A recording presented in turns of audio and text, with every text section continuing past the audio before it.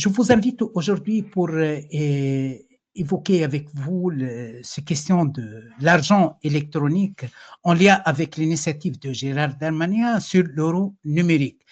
D'abord, qu'est-ce que l'argent électronique?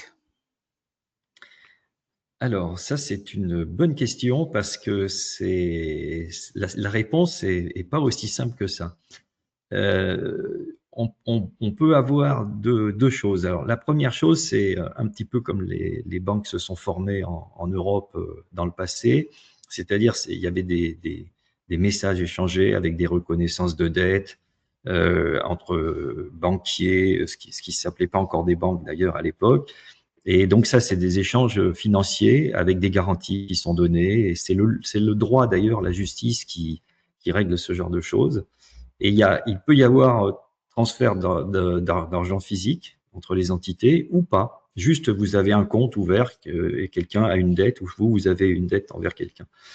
Et ensuite, en argent, donc avec l'électronique, on peut faire ça. On peut échanger des messages. Si les messages sont authentifiés, tamponnés, validés, ça pose pas de problème.